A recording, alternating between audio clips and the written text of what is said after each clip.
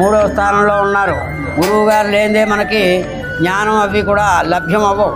అంచేత గురువు ఎందుకంటే మనకి సాక్షాత్తు పరబ్రహ్మ స్వరూపమైనటువంటి ఆ గురువుని మనం ఎల్లవేళలా కూడా పూజిస్తూ, అలాగే మనని ఈ యొక్క వ్యాస పౌర్ణమి, ఈ యొక్క మహా యజ్ఞమైనటువంటి ఈ యొక్క వ్యాస పౌర్ణమి రోజున గురు పౌర్ణమి అని చెప్పేసి ఈ యొక్క గురువుగా తలంచి ఈ బాబా గారిని మనం ఎల్లవేళలా కూడా పూజించుకొని ఆ గురుతుల్యుడైనటువంటి ఆ స్వామి యొక్క సూక్తుల్ని మనం పాటిస్తూ ఈ యొక్క ఆజ్ఞని పాటించాలని చెప్పేసి కోరుతూ ఈ యొక్క కార్యక్రమాన్ని నెరవేరుస్తున్నారు.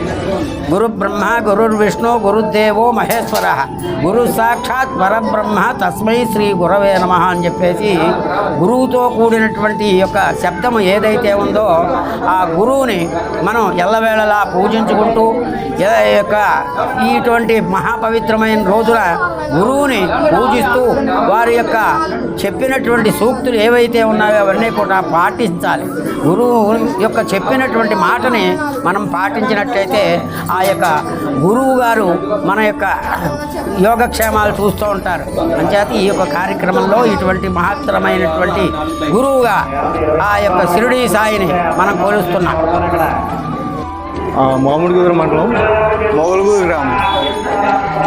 ఇది 28 సంవత్సరాలు అయిందండి గుడి కట్టి. ఆ రోజు నుంచి ఈ రోజు వరకు బాబావారు దేవీ ప్రమాణమై వెలుగుతున్నారు. ప్రతి సంవత్సరం గురు పౌర్ణమి జరుపుకుంటాం మేము. ఈ గురు పౌర్ణమి కార్యక్రమానికి వేలాది మంది భక్తులు అధిక సంఖ్యలో వస్తారు. అన్నప్రసాదం తిని తప్పనిసరిగా వెళ్తారు. అలాగే ప్రత్యేక విభూతి పాలతో అభిషేకాలు జరుగుతాయి. ఉదయం 5 గంటల నుంచి జరుగుతాయి. మధ్యాహ్నం 2 గంటల వరకు అభిషేకాలు జరుగుతాయి.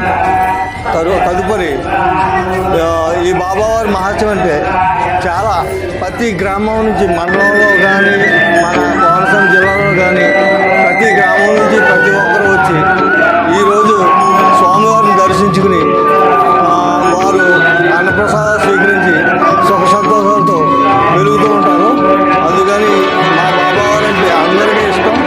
అందరూ అధిక సంఖ్యలో భక్తులు వచ్చి దర్శించుకుని వెళ్తారు. సాయిరాం.